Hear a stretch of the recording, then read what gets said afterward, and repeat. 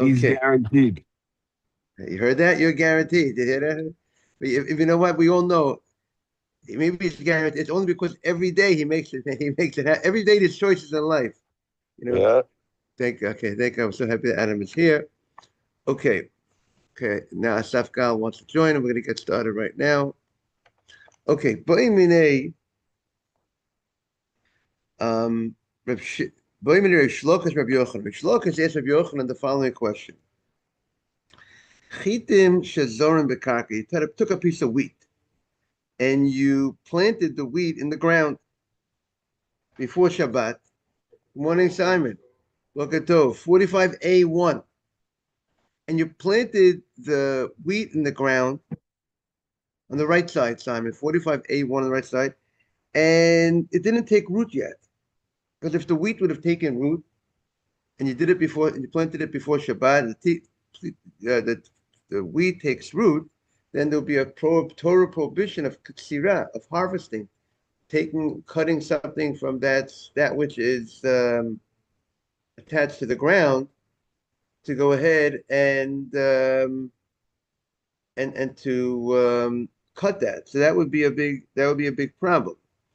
But it didn't take root yet. This piece of wheat didn't take root yet. So it's a fascinating question, something that we never would have thought would be a question. Is that are you allowed, according to Reb Shimon, is that piece of wheat mukser?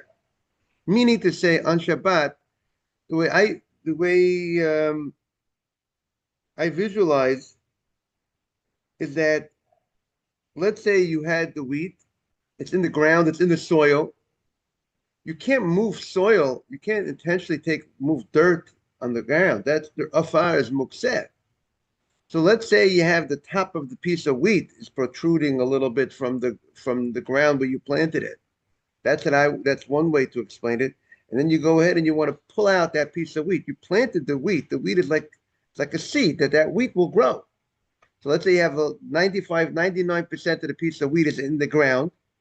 A little piece, let's say, is sticking above the ground that you planted. There's no dirt above that. And can I go ahead? Is that mukseh? Is that piece of wheat mukseh? Can I pull that? Can he move that? Can he pull it out of the ground? Or see that the commentary says over here, we're talking about wheat that was placed on the ground and it was not covered in the dirt. If it was covered in dirt, you're not allowed to take it because moving the dirt. That's what the Ritva says. So here's the question: can I take that piece of wheat out of the ground? Now, because when I put it into the ground, it was separated from me, right? I put it away down the ground that it should be, I was gonna go ahead and take root. So would Rav Shimon agree that that type of action would that be called mukseh or not? That's the question the Gemara wants to know according to Rav Shimon. So the Gemara says it's another case. Ubeitzim shetachat tanagolet. I went ahead and I placed an egg before Shabbat underneath the hen to incubate. So I'm separating that egg from me. I can't move, I can't move the chicken on Shabbat. Okay, maybe the chicken might come off on Shabbat, but is that action, and when Shabbat enters, it's separated from me, that level, what would Rav Shimon hold? What would Rav Shimon hold? Would you be able to take that egg to eat on Shabbat? Um, so the Gemara says, Kilet le Rab Shimon mukseh. When does Rab Shimon does not agree with mukseh? Hecha delo dachi, meaning when he's lenient about mukseh is when you did not do an action to push it away from yourself. Let's say Rab Shimon would hold, most probably if you have a Shabbos lamp that you used last Shabbat. This Shabbat, you didn't use it, right? So if Shimon would hold, there's no problem, let's say, moving that lamp, You didn't do anything this Shabbat to show that you're not using it, that you're separated from it. Maybe this Shabbat I'm going to use it. I'm going to use the Shabbat lamp. So the fact that it has that I might use it this Shabbat, or I didn't do an action to push it away, let's say Rav Shimon would hold it's not mukseh. Or let's say Tosfos points out the case of the Shabbat menorah that you only pushed it away, it goes out at a certain time, right? Let's say it lights for an hour. So your action of pushing it away was for 1 hour. Because how long is it going to light? For an hour. After the light goes out of the menorah, Shabbat menorah, Reb Shimon would say it wasn't pushed away for more than that hour. When you put something in the ground, it's that status is going to remain. If like Shimon would agree, if let's say you have a menorah, like we said in the Gemara before, and if you have a big cup of oil that's supposed to last for the whole Shabbat, so you pushed it the whole Shabbat, it's away from you. But when it's only going to last for an hour, it's only pushed away for that hour. But when you put something in the ground, it remains pushed away from you when you plant it in the ground. That's what Tosfos says. And so therefore, would there be a distinction to Reb Shimon by something that you actively pushed away? You put the egg underneath the hen. You actually put the thing in the ground. You planted the seed in the ground, the wheat in the ground, or not? That is the that is the question. So when you actually pushed it away, actively pushed it away, Itle, maybe he would hold that it would be a problem of a mukset. He would hold you can't move it. Or maybe Reb Shimon does not make a difference between the case of actively pushing it away or not actively pushing it away. So Amalei, so he says, Ein mukser Reb Shimon ela shemen shebineh b'shoshu dolek. The only mukser Reb Shimon would agree to, that he would admit is mukser, is the oil that's in the lamp when it is burning.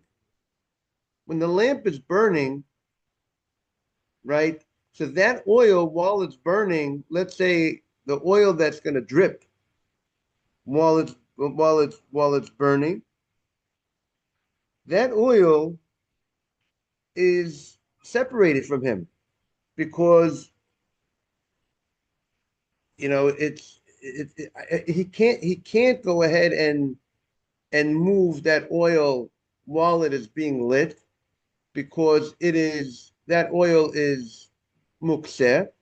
Because if he moves that oil when it's lit, it's going to diminish the flame, right? The oil, the wick, and the flame are together. So if you would move the oil while the candle is lit, that oil when it is lit, it is separated from him. So now that oil, while it is being lit, drips down. That oil, he would agree, is mukseh because that oil is I couldn't use that oil. That oil was forbidden for me to use at this time. But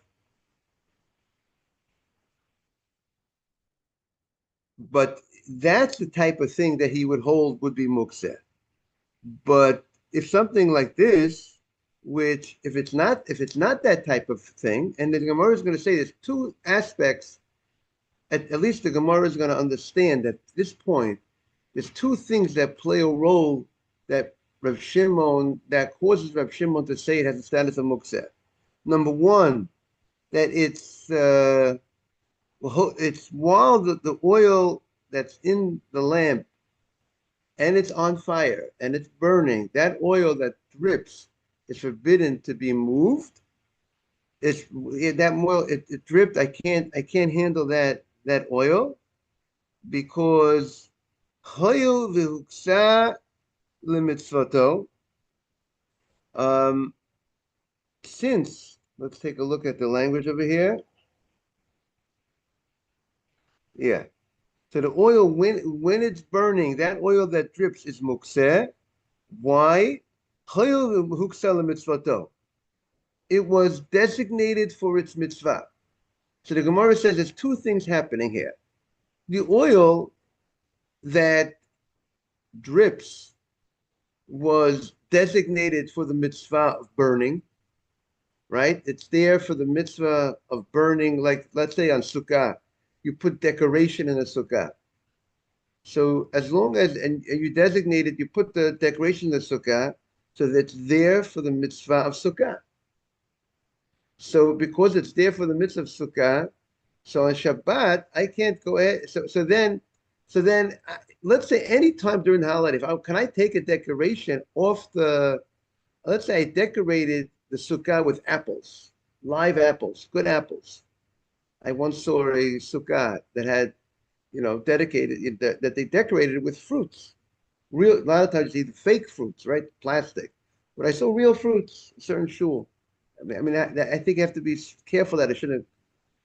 The problem with doing with fruits is it might come to Bal Tashchit. The fruit might come to be, by the time the holiday is over, the fruit is going to be rotten. So I don't think that's depending on the type of fruit that you're putting there. If you put a type of fruit that could last a long time, so it's not a problem.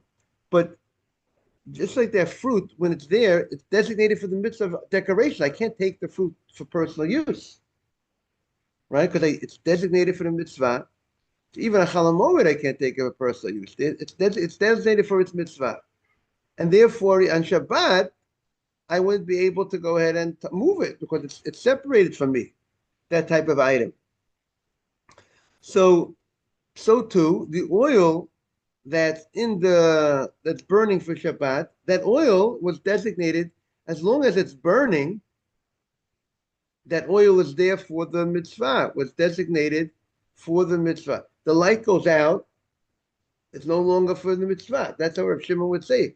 He'll say he's only designating it, let's say, for a certain amount of time during the time that the mitzvah is on. But the Gemara is saying that it was designated for the mitzvah, this oil, and also huksa lisuro. And there's something else playing a role here also. Not only was it designated for the mitzvah, it also there was a prohibition of this person to handle this oil on Shabbat, because if he would handle this oil on Shabbat, he would be doing a sin of extinguishing the fire, right? So the oil that just dripped out of the Shabbat lamp, Shabbat menorah that you lit before Shabbat, that oil was separated from me because I couldn't. If I would take that oil out of the lamp, it would be extinguishing the fire, right? If when the oil is in the lamp, if I take out that oil, what will happen to the fire, right? If you have the Gemara's understanding that oil being the fuel of the fire, when there's less fuel in the cup, it makes the fire, let's say, the brightness, let's say, might diminish as a result of taking the oil out of the. Obviously, if you take all the oil out, you can understand that it lost the fuel supply. But even if taking a certain amount of oil, it could dim this power of the light because there's less fuel being servicing the wick. So there's two things playing the Gemara's understanding at this point. When there's two things working together, that is the type of situation that Reb Shimon would agree is a type would be considered mukseh. Number one, morning mark, chodesh tov, everybody. Number one is that it is designated for mitzvah, so I'm separated from it because it's separated from mitzvah purposes. It's not for personal use.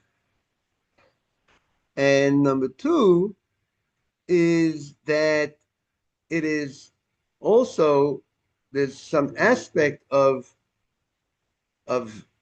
isur of it's separated from me, not just because of mitzvah. There's a mitzvah happening over here.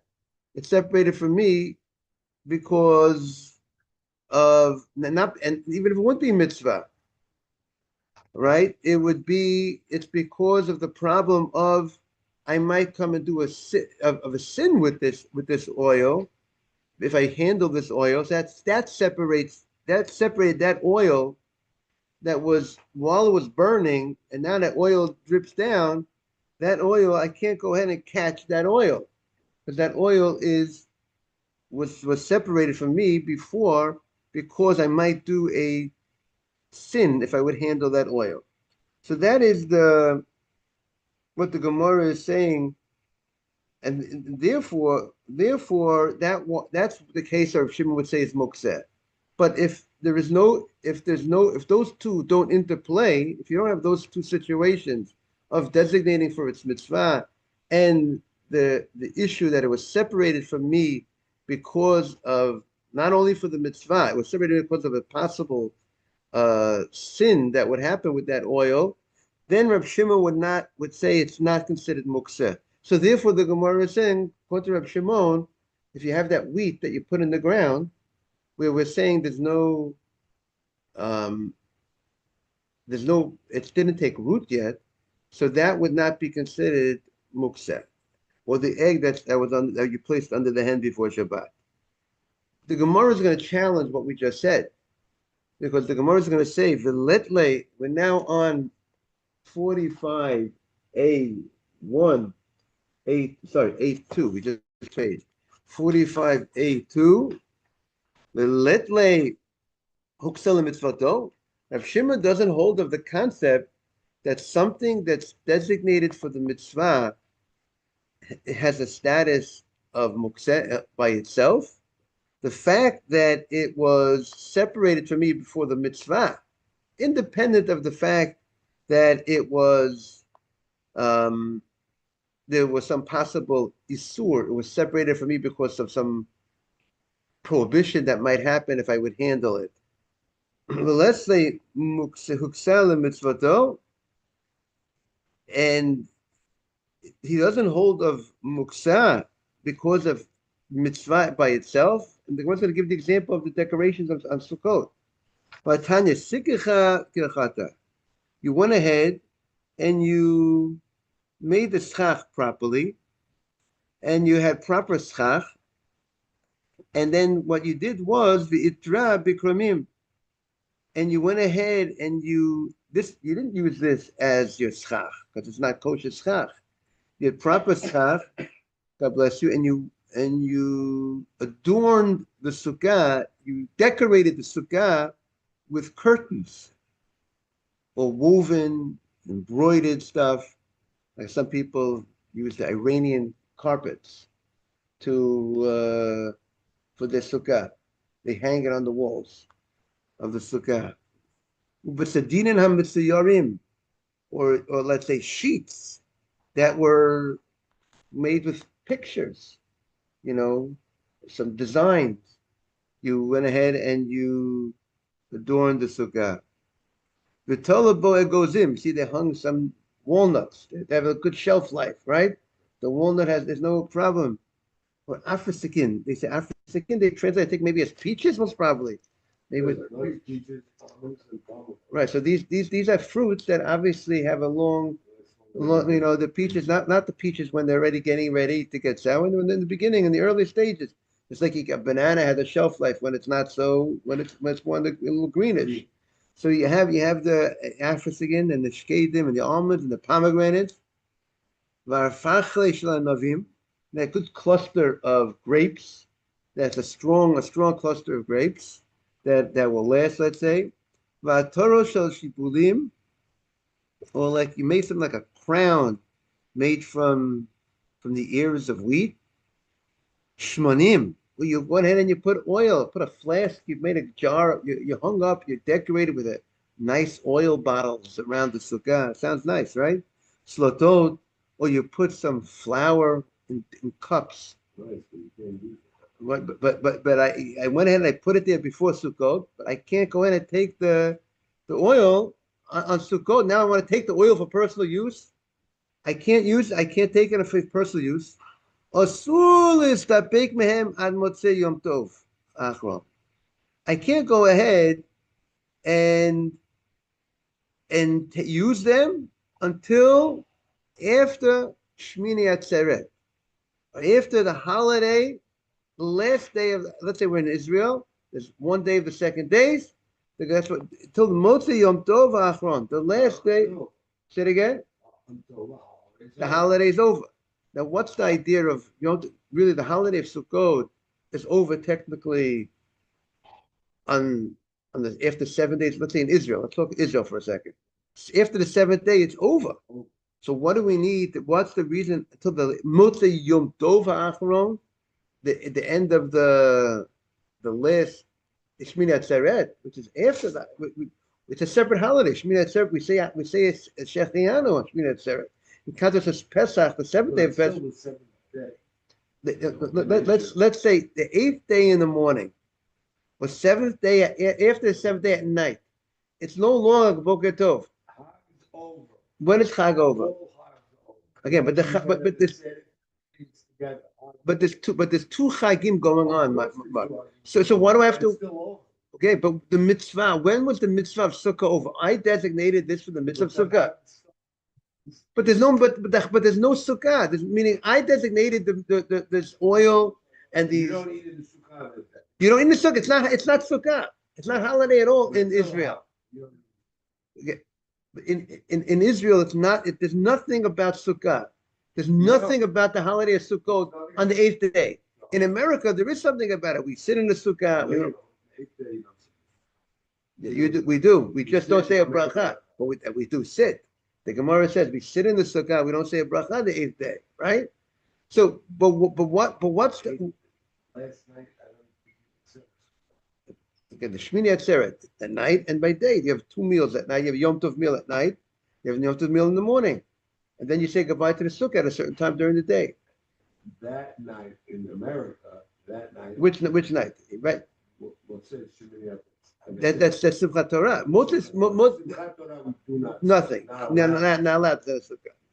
But what's going on over here? So what I would say is that when you have the seventh day of Sukkot and the seventh day going into twilight, seventh day going into eighth day, so that what's the status regarding the mitzvah of Sukkah then?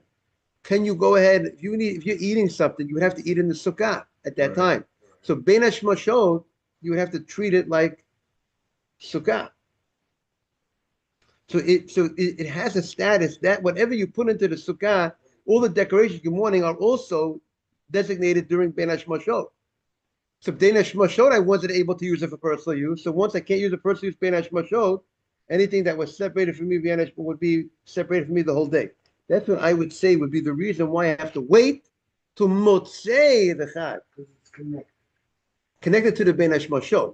It's not holiday. No, but it's like when the holiday touches and runs into Shabbat. You have no way of getting out of that. Right. It's the same thing. Right. But if I have Friday night, and Friday night starts Shabbat, I can't take the Mukseh item because the holiday ran into Shabbat. The same case is here. The holiday runs into Shemini Hagatzeret. Right. But the question is, I designated this for the time of the mitzvah, right? What here we're talking about let's say decorations. The decorations was designated for the time of the mitzvah. The mitzvah is over. When the seventh day is over, so now why can't I take that for personal use? I want to take the apple now, and I want to have a nice apple and say Bor Pri and enjoy my apple. It's Shmini Atzeret in the morning. We're in Israel. What's the issue? Meaning it's not the sukkah down here in America that you're still in the sukkah in the morning at Shmini Atzeret. You're in Haifa. It's Shmini Atzeret. You're not using the sukkah. You're not touching the sukkah. You're not going into the sukkah on Shmini Atzeret in Israel. Right. So why can't I go in? I want the apple. Someone's grandchild came over. They were hungry. They wanted apple. So why can't I give them the apple? It's a separate Yom Tov.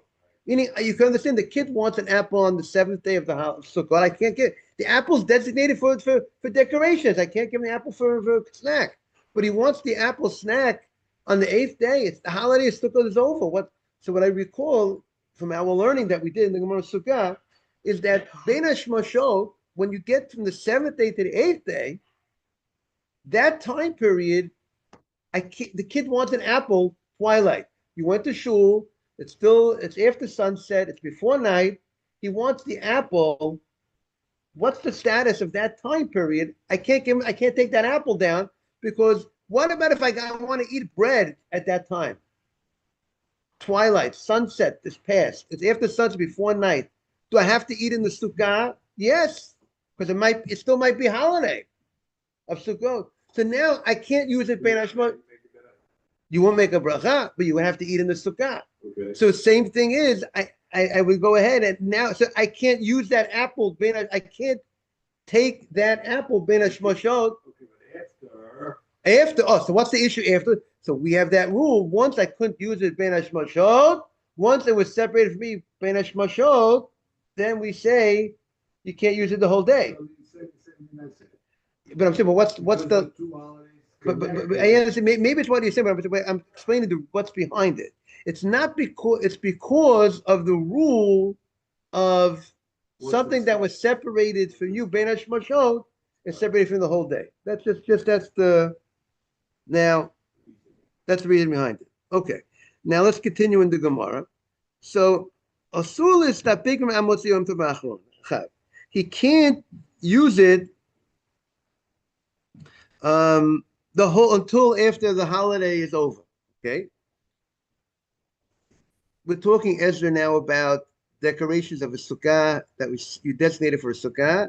Now, if you want to use it for personal use during the holiday of Sukkot, you can't, as long as the mitzvah is on, you can't use the apple for personal use. You wanted it to designate for decorations. But however, im hitnei alehem, if before the holiday you made a stipulation, you made it tonight, you said, you know what, I want to be able to use it. Meaning, I want it to be decorations, whatever. As long as whenever, or even when it's on, even when the holiday is on, right?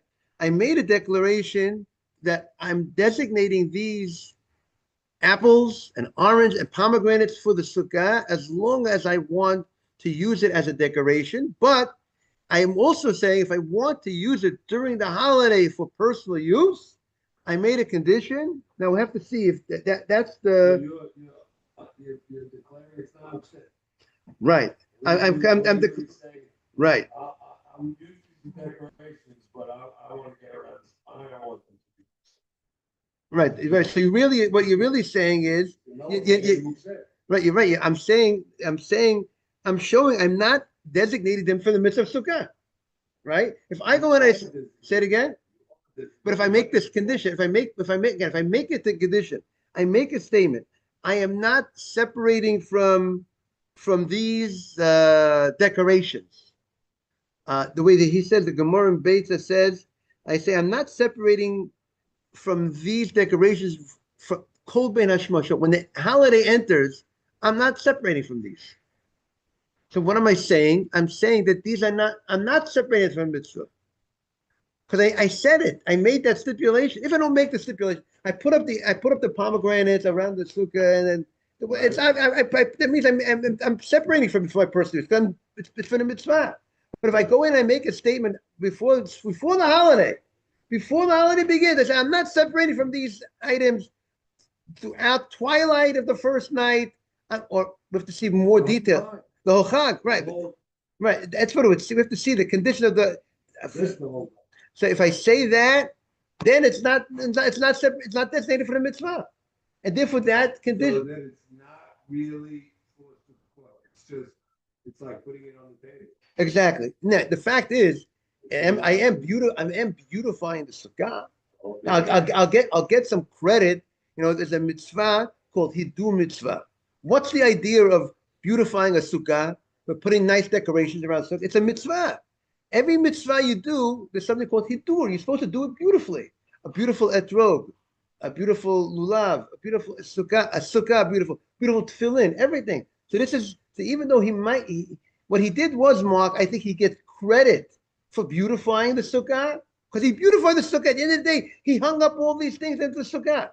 But he's protected himself, that he allows himself to use. eat the During pomegranate Sukkot. Right, exactly. Right. The whole thing. Right. That seems like he gains that. See, he's a win. He has both. He has his cake and he eats it, so to speak. That's what the guy. He gets pomegranate and he eats it. The main thing is to say a nice bracha. Okay, everybody. I want to wish everybody. Let's do both. Beautify the sukkah and say a nice bracha. Have a great day, everybody. Beautiful Shabbat. Time flies, no, Adam? Chodesh Tov, everybody. We should have a beautiful Chodesh for everybody. It should be Yeshua. It should be Shalom Ba'aretz. It should be peace. Everyone should be well. And good things for everybody.